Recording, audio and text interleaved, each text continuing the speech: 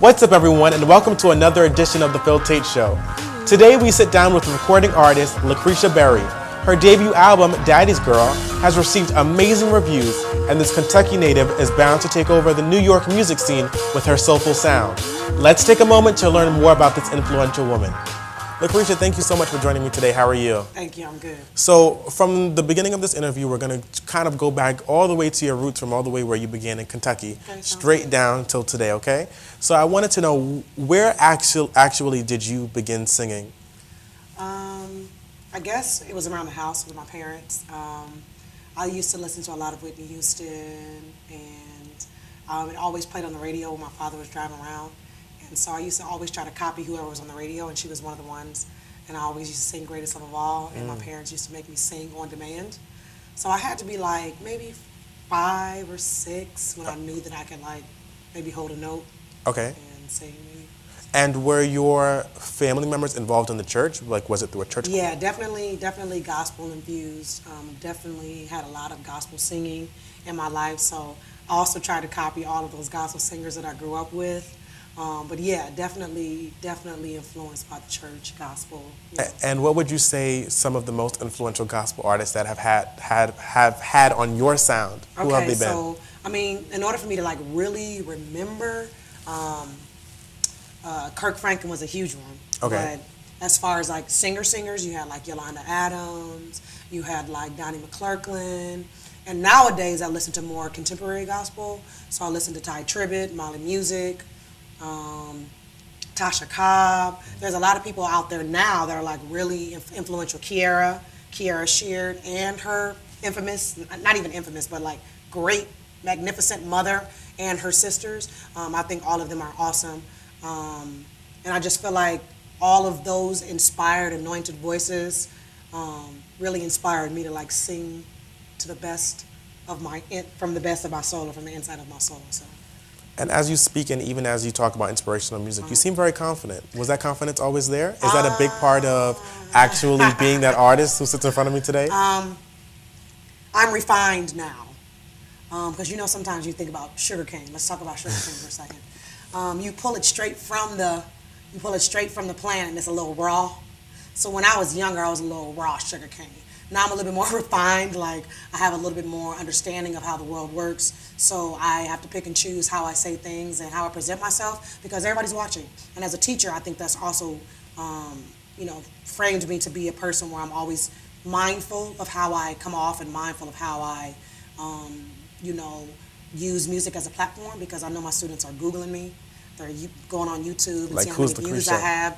Who's this Miss Berry? And can you imagine if I was a person that decided to do other things than inspire, then they might not be as inspired as they are right now. So yeah, I feel like I've always been confident, but I think a lot of it was false confidence, because I really didn't know who I was. I think when I got to college, and after college and moving to New York, I became a woman. So as I become a woman and more assured in my womanhood, I think that the confidence just tends to just emanate, as opposed to me trying to say, I'm confident, look at me. It just naturally exudes. The reason why I had asked about your confidence was because I believe that through music, artists are storytellers. Yes. And through your music, you do seem very confident, Yeah. signs of vulnerability, as well as signs of like, I'm strong and I'm Yeah. a strong woman and I can do this. And I wanted to talk a little bit about your album. Sure. Can you explain to our viewers exactly what the name of your album really means? Even under the circumstances. I know it's not something to smile about. But Yeah. I can smile now. I mean, it's been 4 years, but initially, this is our second album. My first album I just wanted to put out because people were asking me, where's your music? So that first album was called Me Music, because I couldn't define my genre. I couldn't define what kind of singer I was. So I just decided to call it Me Music. But Daddy's Girl was definitely a labor of love, because my two daddies passed away. I call them my grandfather and my father. My father passed away in 2010. Before that, his mother died 6 weeks before him. Wow. So he was dying as his mother was dying. And then a year later, after he passed, my grandfather passed. And they were huge influences on my life. I feel like my father was a big musical influence for me. Like, I learned a lot of rock and understanding of Motown through my father. And then through my grandfather, there was a lot of jazz, a lot of Miles Davis, a lot of Thelonious Monk, a lot of different jazz artists that helped me to understand the art of scatting, the art of singing, the art of syncopation, the art of improvisation. That all came from jazz, but my grandfather, he influenced me later. Like when I was younger, I was like, jazz is corny, you know, because I was young and I didn't understand. But as I got older and I started to go back and re-listen, I was like, this is amazing. This is history. So I think I wanted to dedicate the thoughts that were coming through my head as they were passing and what I went through, because it was a very dark time for me for a good year and a half. But I had to push through, and music was the thing that kind of pushed me through. And I feel that experience becomes so much more real because say that I'm listening to your CD at home and say, God forbid, my father passes away. I'm able to relate to your story so much more because you're not just a person who they just got this song from this great songwriter and they know that this song is going to be a hit. But this song is truly real to me. Why? Because you wrote it, you went through that experience, and now we're living, growing together. You cry a little bit, you laugh a little bit, and you move on. Let the pain wither away. Hey, hey, hey, hey, you don't have to settle for what they say. I think that a lot of people have big dreams. I know I have big dreams. You have big dreams. Yes. And sometimes people get very discouraged, especially when they see how much things cost, Yes. how the production, the time allotted to do it and give 100%. It can sometimes become tedious, and a lot of people just say, this is too hard, and they go back to working their 9-to-5 job. I want to talk about what were the barriers behind creating this album? There's a lot more struggle Of than course. there is, you know, than there is triumph. I'm a full-time teacher, and I had to pay for everything out of my pocket. So studio time, getting people to listen, but yeah, it was a lot of work. I wrote all the music myself. I sang all the background vocals on it. Okay, Brandy.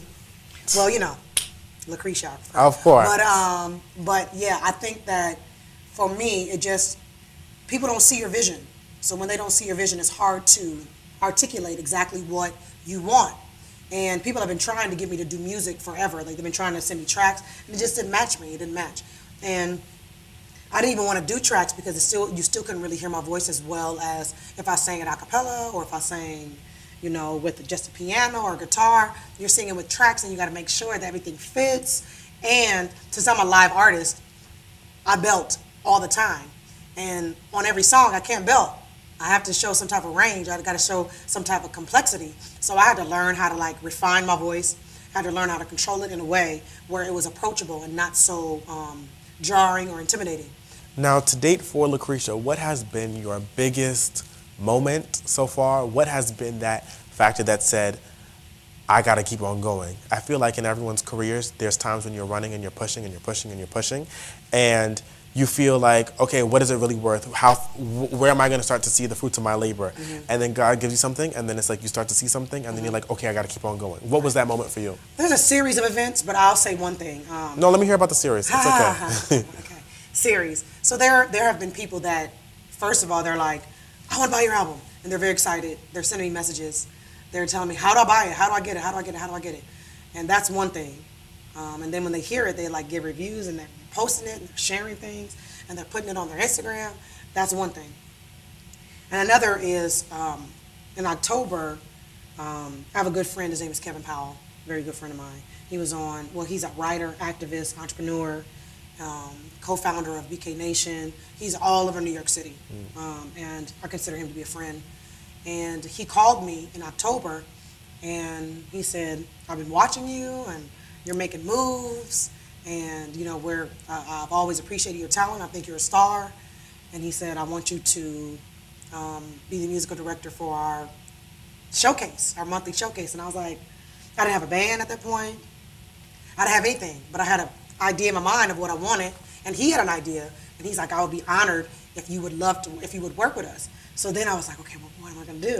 So then I got off the phone with him after like an hour or two we were talking, and I put together a band, and the band now is the house band for the BK Nation series event. It happens like every quarter, so we just had one in March, I'm about to have another one in June, and what we do is we try to look for independent artists in NYC that are doing the same thing I'm doing, you know, and it also gives us a highlight. So that was a big moment for me, like that says I'm getting paid for what I want to do. Like I'm literally, this is the next step for people to see the kind of artist that I am, you know, and that was huge for me because before maybe I wasn't as ready, right? I think that your story is truly amazing. I think that this body of work is amazing. I think that as you continue to write and work on future projects, are there any future projects coming out? Yes, I definitely have a future project. I am working on my autobiographical one-woman show called Brown Girl Bluegrass. And I talk about that because the bluegrass state is Kentucky. Okay. And my experience as a brown girl from the bluegrass is definitely an experience to share. And I wrote 7 songs to go along with the actual one-woman show. So the album is going to accompany the actual show. Well, Lacresha, I really want to thank you so much for coming on the show today. I think that a lot of the things that you talked about are going to be useful and helpful, not only to me, but to people who watch the show on YouTube. Please let us know about when that new body of work is coming out. I can't wait to hear it.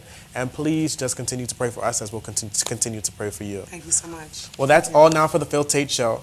Please, if you didn't go buy the album on Amazon, CD Baby, and iTunes. I know that I'm definitely going to get my copy. That's all for the Phil Taitt Show, and I can't wait to see you all next Monday. Have a blessed day. You had me from the start. You set your fresh breath.